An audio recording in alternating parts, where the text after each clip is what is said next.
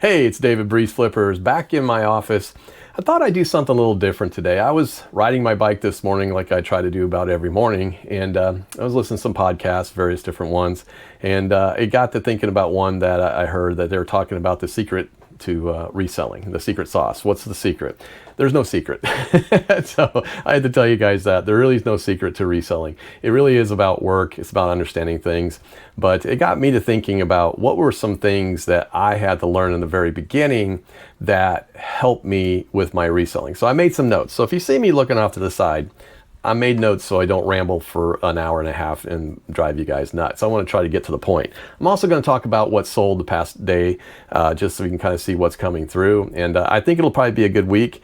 We'll see what happens towards the end of the week. But I'm going to do a couple of these videos, I think, just kind of cover some things that has helped me. And I'm hoping maybe it helps someone out there, because I do get comments from people that seem to like the videos and they seem to like some of the stuff that they're learning. Sometimes I don't teach things. Sometimes I just talk about what's sold and just talk about whatever's on my mind. But, you know, sometimes I have some things in my head that I want to get out. This is one of those times. I just kind of thought about it, you know, that everybody thinks that reselling could be get rich and all this stuff. It's not really get rich. It's work, right? But I learned a few things right from the very beginning. And like I said, I've been reselling since 1997 off and on, but then the past few years really, you know, took it seriously and really made this a part-time hustle, right? Side hustle. So I want to talk about some things. There's probably 5 things that I'm going to cover today. And we're also going to talk real quick about what sold. So let's get into it. Flip it, ship it, wear Breeze Flippers. Keep it moving. Find it, flip it, ship it, repeat. All right, like I said, we've learned a lot of lessons over the time, and we're going to talk about those 5 things. And I'll try to. If I look over here to the right, you see me looking at my notes. It's because I don't want to ramble about 5,000 things, and I want to try and make this logical to you guys, so I can kind of maybe help you. Like some of these things have helped me, and like I said, this morning riding my bike, you know, I was listening to these things and. It just got me thinking, you know, there's some things that I learned that I wonder if other people know, right? And if they can help them as well. But real quick, let's talk real fast about what's sold. Not a whole lot of sales right now, but not bad sales either. I'm going to say, you know, we got a few things that are going out that have been sitting in our inventory for a while, and that's something we're going to talk about. But first thing that shipped out was a Stamping Up Star-Studded Season 8-piece stamping set for Christmas. This is a retired set, but it's been in there for a while. I think November 23, long time.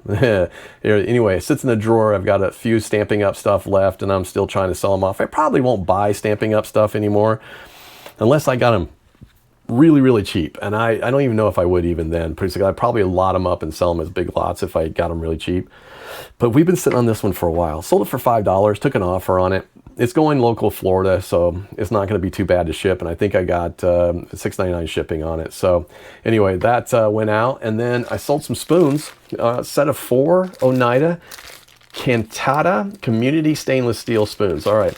So again, Oneida is a great brand. If you see Oneida, sometimes Rogers, but you know, Oneida is a nice brand. And if you get a good set of Oneida, I think I paid $20 for the whole set. I broke them up into different things. This is the second set I've sold of this, and we got $15 and $6.99 shipping for that. And also, of course, sold another one of these. So this one is May 2000, and it's Hef's Twins on there, but it's also got an interview with Pete Rose, so maybe they got it for the interview. Hef's Twins, more girlfriends, that guy. Anyway, all right, and then these, I picked them up at, I got $2.88 for that book and $7.99 shipping. The guy emailed me and said he wanted to buy some more. So I told him I'd sell them to him for $2.88 each, but you know, $2.50 shipping additional. But I said he had to get a hold of me before noon today, and if he doesn't get a hold of me before noon, I'm going to go ahead and ship it because I don't have time to wait. So that's the only time I get for my lunch. So anyway, so that went out, and then I also sold some micro machines by Galoob. Now it's hard to see them. I'll show you in here. There are 4 of them. There's a little set here. 4 micro machines. These are kind of cool. So bought these in the estate sale, I think last year, August 24. So ended up getting them for, I see that I went to the first day and they had them, and I looked at them and they had a ridiculous price on them, like $30 for 4 of them or something. I was like, that ain't gonna work. So I realized they're trying to get eBay prices the first day.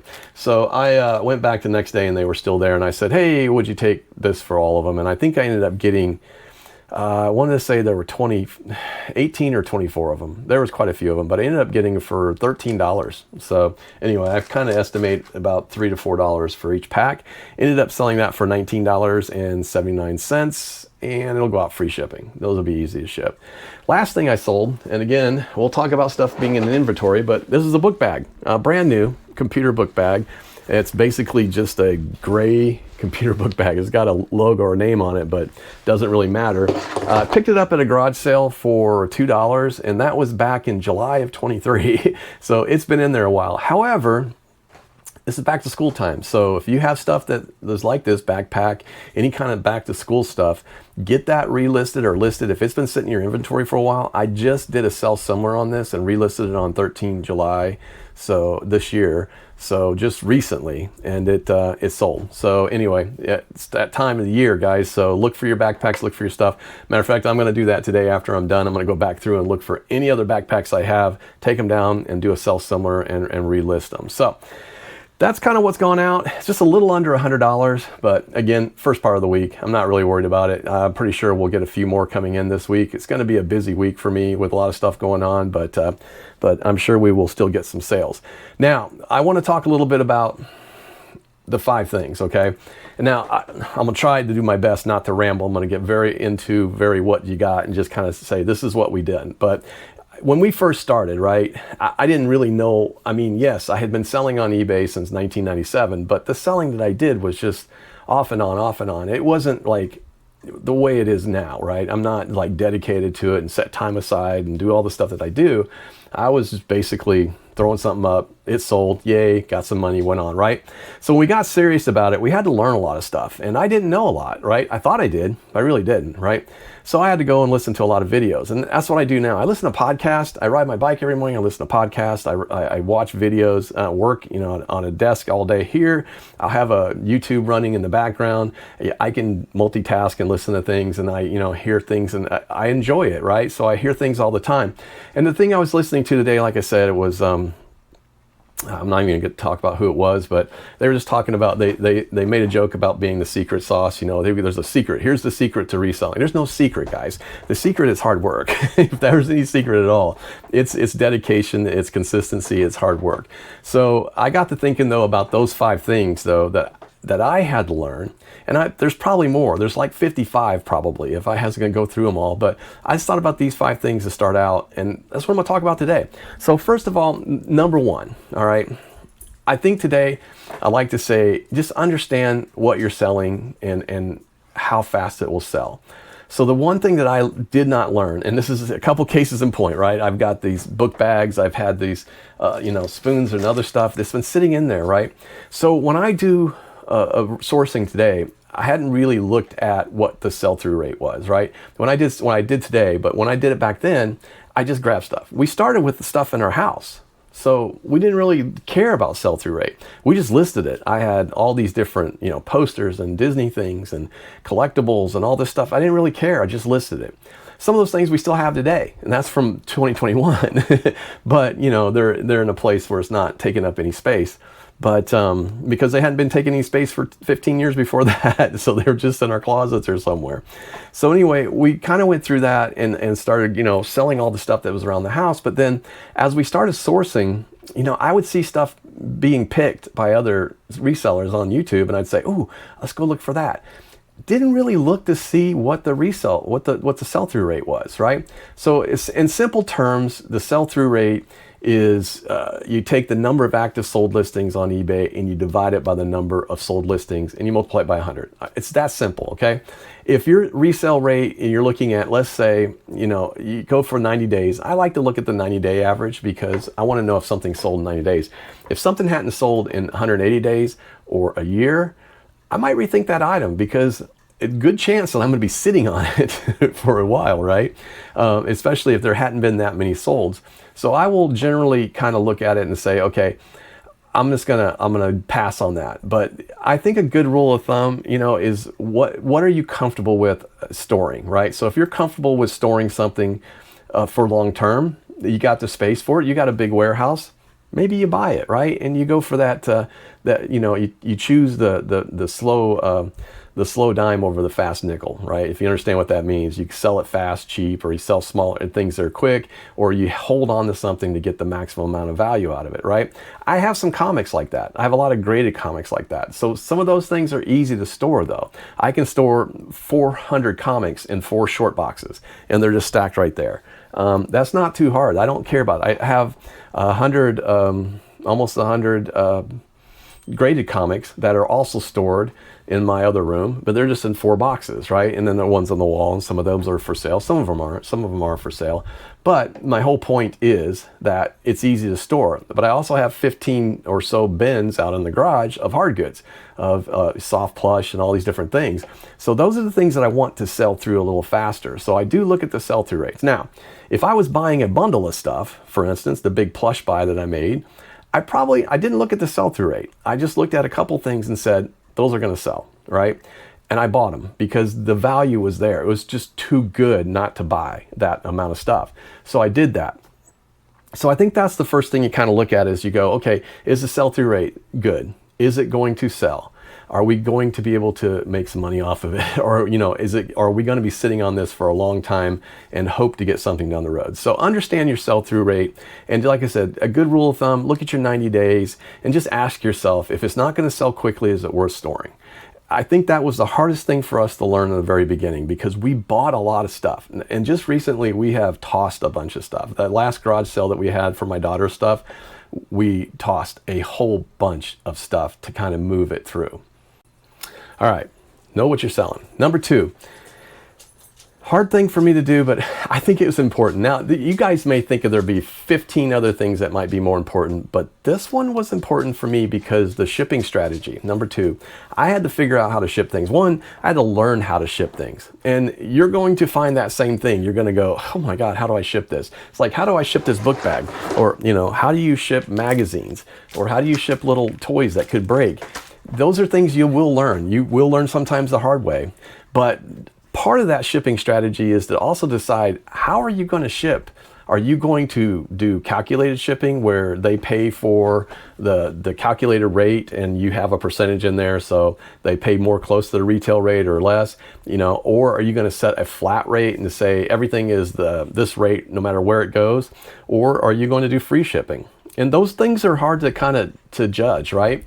Personally, I use a combo. I use free shipping, and typically any items that I couldn't probably sell for more than $15, I do free shipping on. So like I'll do free shipping on, and it's not always just $15. Like for instance, these were 20 something dollars, but these were free shipping because they're easy to ship. They're under £1. This isn't going to cost much. This is going to cost $4.50, $4.60 to ship, maybe.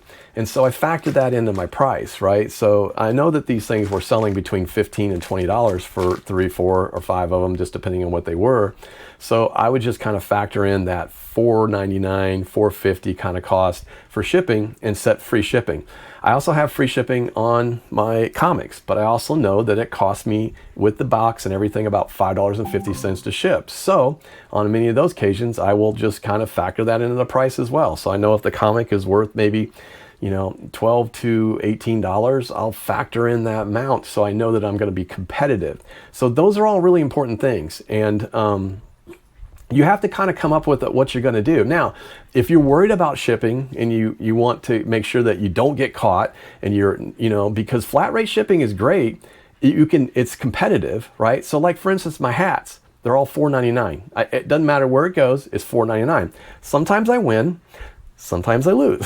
If I'm shipping to California, it can be, sometimes I've had them just a little bit more than $4.99. But most of the time, even California, if it's under 8 ounces, 8 ounces or under, it's usually around anywhere from $4.40 to $4.80, period, right? So I know that I'm making some money. Plus then I factor into the cost of the hat, the box price and all that, but the $4.99. So you just have to balance it, right? So set your strategy and figure out, are you going to do free shipping? Are you going to try to be, competitive? Are you going to do a flat rate? Are you going to do calculated? But you got to set up something. And if you do a combination of a few, you're not hurting yourself, right? Like I said, I do a combination. I do a lot of free shipping. I have more free shipping items than I've ever had. And it's been good, right? And there's some other stuff that you talk about too for shipping, is the speed of shipping. Okay, so not everybody, there's some people that, and one of the people I was listening to today, they do same day shipping. Oh, I don't know how you can do that, right? You work a job, you can't do same day shipping. However, I do same or 1 day shipping. And there's a reason for it. I can get out at lunch every day and drop packages off. I can wrap stuff at night, ship it, and take it out at lunch every day. I don't have a problem with it. And if I have something that comes in early that morning and I want to ship it, I can do it right before I leave. It doesn't bother me. So I'm able to do same or 1 day shipping. And what does that do for you? Okay, so if you have same or 1 day shipping, your goal is that you want to eventually get to a top seller status. And you have to sell, I think it's a minimum, let me go look and tell you, because I think it's a minimum of 6 months, or maybe it's 4 months. I'll have to look and see. I know that there's a certain amount of time that you have to be, I think you have to be active for at least 90 days, and you have to have 100 transactions and $1,000 in sales to hit top rated seller. And you do want to hit top rated seller because it does help you, right? It does show on your page. It shows a lot of different things. So top rated is the way to go. If you have same day shipping or 1 day shipping, you can also get to top rated plus if you offer 30-day free returns. Now, here's the thing, the 30-day free returns, everybody panics about this. Oh, I don't want to do returns. I don't want to do returns. Oh, I get it, guys. Everybody doesn't want to do returns, and most people are afraid to do the returns because they think they're going to get a bunch. The reality is, you don't really, okay? That's the reality. If you're selling clothes, probably you could get a lot more returns than you do, and you're probably going to want to adjust your strategy for that. But for most stuff, I offer a 30-day return on all the stuff. And here's the deal, right? So because I'm top rated, if they send me something back that isn't exactly what they said, or it's not, they send something back and something's happened to it, if it was new in the box and they send it back, I have the right to hold up to 50% of that. And I will also say, I will do a free return. If it's my mistake, I'm paying for that return. But if you just get something and you go, I don't like it, I'll pay for your label, but I'm not refunding you the original amount. That's the right that I have as a seller because, hey, I'm not a store where you can just come in and try on stuff and then, see if you like it. So for clothing, I don't have a lot of clothing. I don't know if I would do free returns on clothing. I would probably not do it. And the people that I know, the friends of mine that I have that sell clothes, they don't do that. And I understand why, because clothing is a different animal.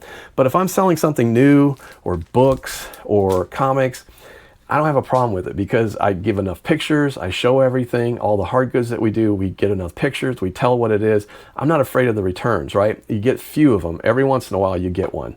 It just happens. But again, I can kind of, look at the situation and say, was it my fault? No. Is it just something you don't like? Then I'm probably not going to refund. I'm not going to be out anything, right? I return your money and I'm not out the shipping. So it doesn't really bother me because you're paying for it to get back. So I just hold it back. Anyway, but what's good thing that comes out of that, again, this is just selling strategy. If you're top rated plus, you get 10% back on your final value fees. So that doesn't sound like a lot, but let's say your fees for selling something was $5. You get 10% back, that's 50 cents. And that happens over, we have 150, 200 transactions a month, and say 100 of those I get, money back on. I could be getting, anywhere from $5 to $25, $30 back a month on my fees. So it really depends on what you're trying to do. To me, that's a value. So offering that free returns, it's not a problem. And honestly, the best thing I can tell you, this is a tip. See what your competition's offering for the same item that you're selling. Are they offering free returns? Are they offering free shipping? Are they doing paid shipping or flat rate? You might want to try to match them, right? So that's tip number 2. Set your shipping strategy. Try to figure that out. Now, number 3. This one seems so simple, but decide what you want to sell. So here's the thing, right? When we first started selling, again, everything was out of the house. We're just selling everything. After a while, I started trying to figure out what I like to sell. Well, I had some hats and I sold some hats and I thought that was kind of cool. So I started buying hats and I started selling hats. I thought I was going to be a big hat seller. At one point, I had 10 bins of hats. stacked inside, just hats, hundreds and hundreds and hundreds of hats. And we were selling a lot of hats. I'll bet you we were selling 2 and 3 hats a day. They were bread and butter. But I started realizing after a while that the hats, I can pick them up for $1, sometimes less than $2. I pick them up at a thrift for, $2.99, and I could sell some of those because they're nicer hats. I can get, $15, $18 for them. But I've noticed that the values were going down. The other problem was you get hats, they got to work them. You got to make sure they're nice. I mean, you can just throw them in a bin and just sell them as is. But, if you brushed them off and cleaned them, or used a little alcohol wipe and, cleaned the band, and you did all this stuff that you had to do on them, it was a lot of work. It just got to the point where I was like, I'm not so thrilled about selling hats anymore. And that niche just kind of went away. And it doesn't have to be the only niche that you're in. So I will say this is, as you learn to sell stuff and you find things that you like to sell, look for those things, but I'm always going to encourage you to look for different niches, learn different things. So, I didn't know anything about comics 3 years ago. Yeah, it's been that long, 3 years ago. And I saw comics and I saw somebody selling them. I'll be honest with you. I saw somebody selling them and I thought, that's cool. And then I saw some comics. I was like, those are really neat. I love the artwork. I got hooked on the artwork on comics. That was the first thing I saw. And then as I started really getting into it, I was like, I kind of dig this. This was fun for me. I was enjoying comics. So I started learning comics. I went all in. I don't do anything halfway, guys. I always go all the way in. I told you the books I've used. I've done all that stuff. I've read all that. I watch videos. I watch people now. What's one of the videos I watch stuff on comics all the time. Matter of fact, I'm hoping at some point to do a podcast on comics with some friends of mine, because we all like comics. So I'm learning every day. That's a niche that I'm really interested in. It's not the only niche that I'm in, but it is fun. The other niche that I learned and I like are video games. I love video games. I've used to play them a lot. Don't play them as much anymore, but so I started learning about video games as well. So I think at some point as you're selling stuff, you'll start to feel like you get a passion for something and you start selling it. Now I have collectibles too. I have Transformers. I have all kinds of stuff. These are things that I kind of have a passion for. Not all of them are for sale. Matter of fact, none of them are for sale right now. Some of them should be for sale. My shelf's getting too full. But I started kind of having fun with that, like the comics, collectibles, pop culture stuff, which is one of the reasons why I'm on Dibdit. Dibdit is a pop culture kind of a selling site. And again, if you're not on Dibdit, go to dibdit.com. Use Breeze Flips, get $5 off your first $10 purchase. But that's what we sell there. We sell comics and collectibles and figures and stuff like that, pops, whatever you guys are looking for. But I just got to that niche, and that's kind of something that I really like doing. Now, is it the only thing I search for? Nope. I will look for other stuff. I will still buy spoons because they sell. I will sell whatever sells. But I kind of have a passion for the stuff that I'd like to sell, and that's what I think you kind of have to have is once you kind of know and you start to get to know something, you really become more confident too when you're sourcing. But always step out of that a little bit. Just, follow your passion, but you want to learn the rest, right? Follow what you want to do, but learn the rest. Try to learn other stuff. And I think you'll find that you'll have a more fulfilled and fulfilling kind of a selling experience. So that was number 3. Decide what you want to sell. Number 4, be consistent. All right, I can't stress this enough, guys. And I have learned this the hard way. I will tell you this. When I first started this, man, I was bang, bang, bang, listing all the time, doing stuff all the time, putting stuff in, running stuff, trying to figure it out. Even though I wasn't great at it, I was trying to list all the time. And my store picked up. We went to went to top-rated seller status the first year, and I think it was within 4 months, I believe. It was really soon. It was very, very quickly. And we were kind of shocked. So I was like, couldn't believe we sold this much stuff and that fast. But we got there very quickly, but it was because I was consistent, right? But as things went on, you kind of start to go, well, the end of the year came up, Christmas, we had a great Christmas that first year.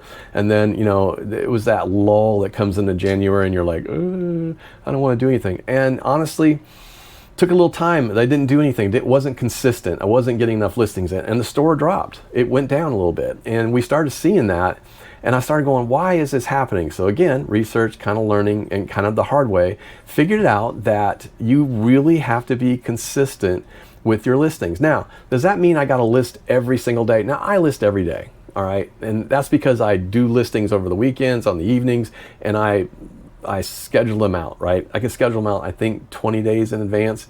So I have stuff scheduled all the way out as far as August the 8th or August the 10th right now. And that's so I don't have to think about it, right? But I just keep working in it and I keep pushing them out and keep pushing them out. So does it mean you have to list new stuff every day? No. I also go through my store every single day and look for things that have been on there for longer than 90 days. I don't try to take anything down that's under 90 days unless there's absolutely no movement on it. If it's just dead in the water, I will take it down, okay? And I will sell similar. And I'll push that out a little bit later. I'll redo the listings, redo photos, whatever it takes to make that good. But I'm trying to be consistent all the time. eBay wants you to be consistent. Now, does that mean list every day? No. Does it mean list at least a few times a week? Yes. If you can only do 10 listings a week, do that every week. Be consistent. Whatever you're doing consistently, be consistent. And it has to be something.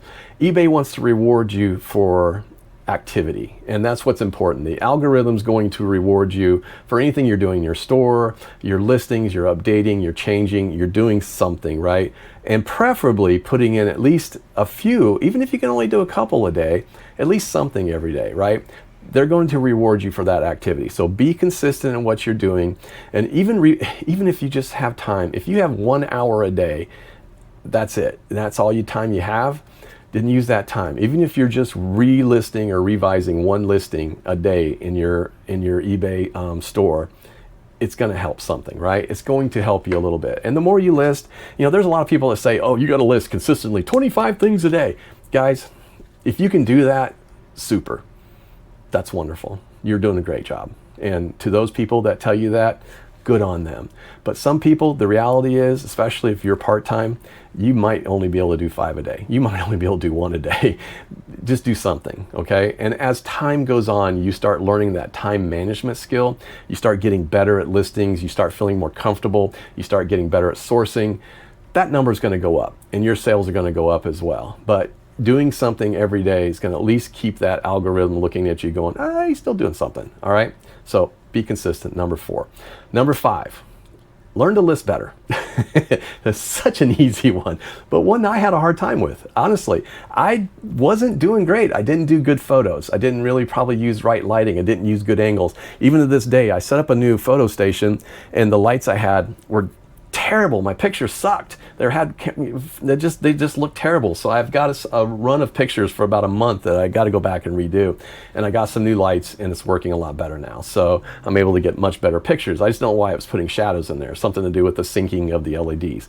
But the whole thing is like good pictures, good angles. Look at what other people are selling. What are their pictures? What are their angles? Look at the ones that have sold for top dollar. How do they have their pictures? How can you make yours look better or different than theirs? Maybe it's not just a head-on shot. Maybe it's a kind of an angle shot of something. I love doing the hat shots. When I was doing hats, I was trying to be different. I was actually floating the hat on a stand and taking a picture head on and then over the top and then off to the side. It's different things that'll get their attention. That's what you're trying to do, is you want to stand out from your competitor. You can have the same price thing and better pictures, and yours probably going to sell before theirs if you got good pictures. And you want to talk, the other thing is just making sure that you also disclose any issues, right off the bat. I usually try to do that in the second or third photo, because that's all you really see when you're looking on your phone. Most people are shopping on their phone these days, right? So that's all you really do see. So I think just taking good pictures, and making sure that you pull out the issues and you make sure that's in the description. And those are all important. Now, can you use ChatGPT, AI? Sure can. You can use all that stuff to do listings, but the simple formula for a listing is pretty easy. And once I learned it, it made a lot more sense. It's product plus item specifics plus main features or benefits. That's really what it boils down to.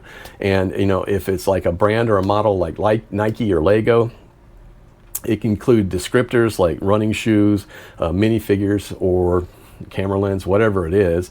Or you can say new, used. I don't like to a lot of times put new, used, sealed, or vintage, or sometimes I use vintage. Vintage is that overused word, right?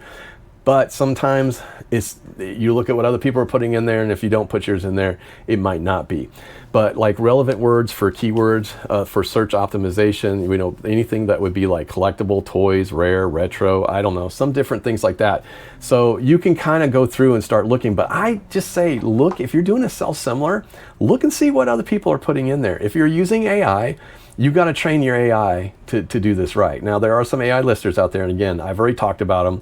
I'm still trying to work through them, and again, one of these days I'll do another review, but I got to do some other stuff on it to see what I like. But I just, I will use ChatGPT, but I've been training my ChatGPT for a while now, right? So every time it puts out a bad listing, I let it know and I say, correct this, correct this, correct this. And so I'm trying to get it to go through best practices as well.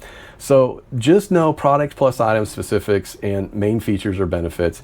That's the biggest thing. Use as many of the 80 characters as you can. Leave out crap. Don't put like fire or hot or symbols or any of that stuff. That's not searchable. Don't use punctuation unless it's absolutely part of the word or something that you absolutely need.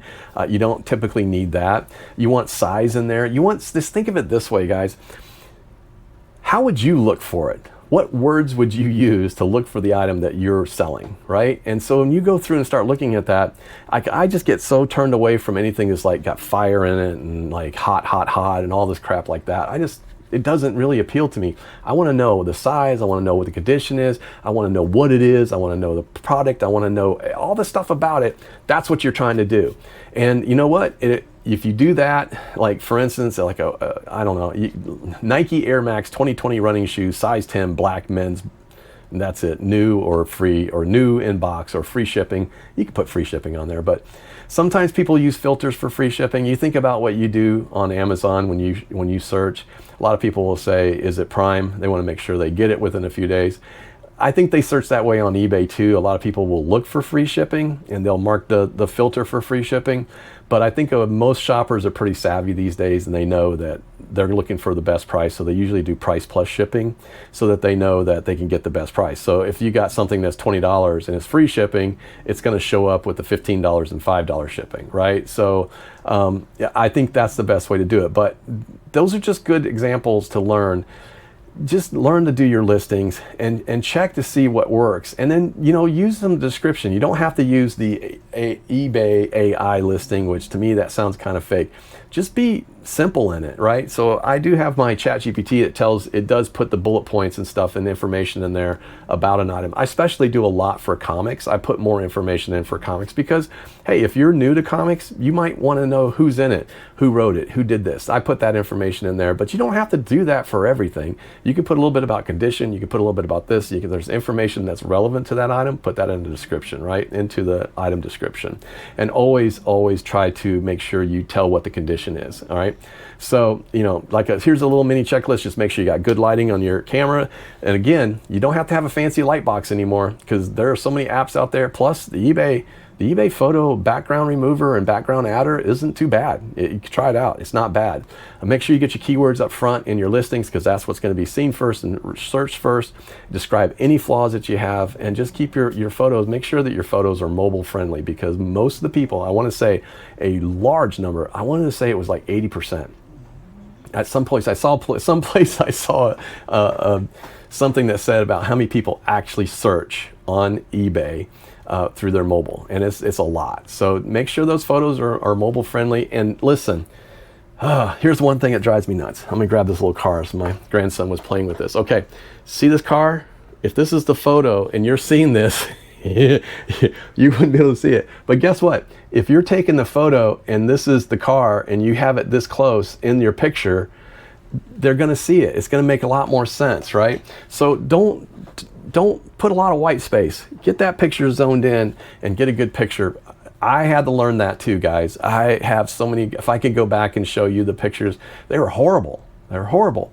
Learn to take good pictures. Get up a good close picture, pull that thing in, get as much of the frame as you can and show that item. And I think you'll sell. So number 5, learn to list better photos, better everything. All right. Last thing, guys, I've been rambling on for a while. I hope this has helped out. If it has helped out, just leave me a comment, let me know. And if you haven't had a chance to like and subscribe on this channel, please do so. We're working towards 1,000. I want to grow this channel. I love the comments that I'm getting of people that say that really helps, and it makes me feel so good. I feel like I'm doing something. I'm contributing to this this group of people that I truly love. This reselling community is the greatest community ever. I enjoy what I do so much, and I enjoy interacting with everyone. I'm learning so much, even on DibDit and all the different things, the people I'm meeting. This is a great community. I've met so many YouTubers now too that I'm starting to become friends with. I just feel like, this is where I want to be and what I want to do. So this is part of my my retirement, which is going to give you the bonus. I'm going to give you one bonus tip today. And here's my bonus. Know why you're doing this. Okay? You got to have a why. If you're just saying, I just want some extra money, I'm going to do reselling, you're not going to be passionate about it, right? You got to know why you're doing this. So what's your why? I can tell you right now, I got a few reasons that are my why. In the very beginning, my why was silly, okay? In the very beginning, it was, I needed some tax breaks. So I made good money, but I was paying taxes every year, a lot of taxes. Now, I'm not trying to get out of paying taxes. That's stupid. I'm going to pay taxes. It's two things in life they're going to happen to everybody, death and taxes. That's just the way it works, guys. But I had to have something, but I realized later it wasn't the taxes that I was really trying to get away from, or trying to figure out a way to get a business to kind of start, making things work a little better, or trying to equal out a little bit of what I'm doing. It wasn't about that at all. It turned out it was about me needing a place to do something different. The stuff I do is pretty technical for work, but I needed an outlet for my marketing, for my everything else. I wanted to do something. I loved the selling part of it. So that was the first thing that kind of drew me in. And then I started to realize what my why was. My why, it wasn't any of that stuff. My why was, I like having the extra money. Sure, that's great. But why do I need the extra money? And I had to really think about this and put that out there, because I have goals and all this stuff.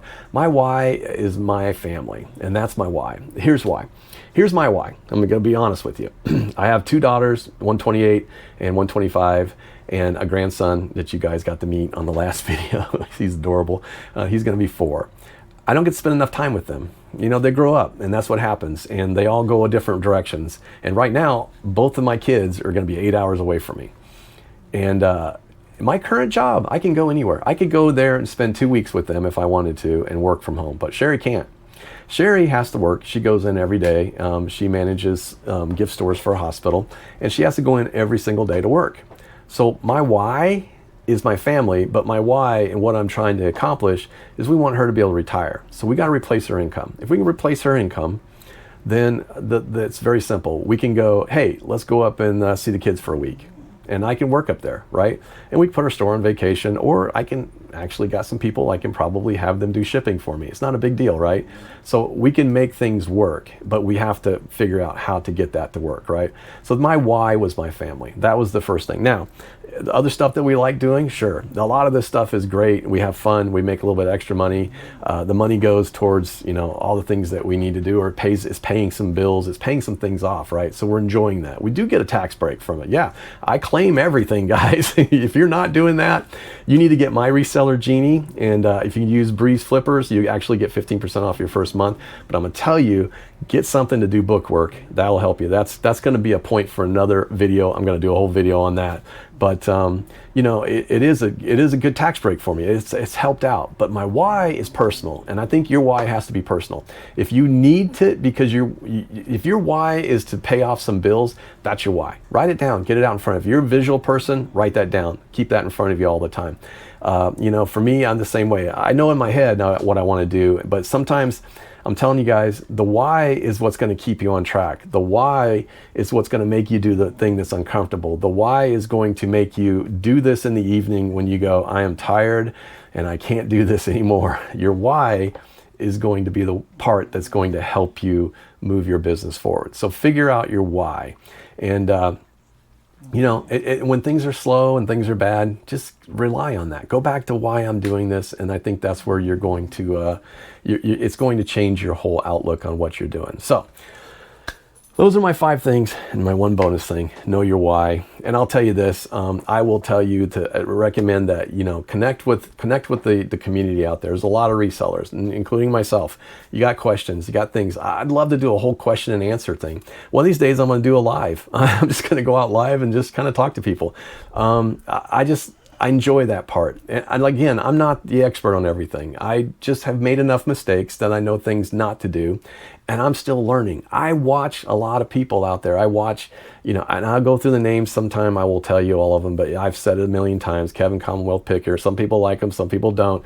I learn a lot from him. I learn stuff from ADH Dave. I mean, even though sometimes he's out there, but love the guy. I mean, I learned stuff from him. Carrie, I like them. I mean, I watch the Reselling Ain't Easy. I watch, you know, the Finders Flippers Reseller podcast, those guys. I've been on their podcast. I watch the Nashville Flippers. I watch a ton of them. And I just pick up little things here and there. That's part of the learning process. And as you get better and you start finding these people that you want to connect with, you should connect. And if you can get a local group that you can connect with them. If you get a chance, go to the eBay Open coming up on August the 12th. I got to look and see what the date is, so don't quote me on that. But it's coming up. Go to the eBay Open. Matter of fact, I can tell you what the date is. I'm pretty sure it's coming up very soon. Matter of fact, I probably got rid of it because I have it on my calendar. But it's coming up the next couple weeks. So go to the eBay Open and learn some stuff from them and connect in those groups. Find the group that you like, because there are groups out there you can meet online, you can meet in person. It helps. This is a lonely business, and if you don't have someone to talk to, it's really lonely. So anyway, so I hope that one of these things maybe helped you. I hope I didn't go too long and make you guys crazy. I guess we'll find out when we see how long people watch this video. If you get a chance, like and subscribe, guys. It would really help out the channel. We're really working to get 1,000. My 1-year anniversary will be in December this year, and I think we'll have probably over 100 videos loaded. I just have fun doing this, and I hope it's helping someone. And if it's not, you know, I wouldn't be doing it. So I do get a lot of comments about people saying how much it does help. So I appreciate that, and I appreciate the comments. I hope you guys have a great week. I hope your sales are great. I'm David, Breeze Flippers. We'll see you. Find it, flip it, ship it, wear Breeze.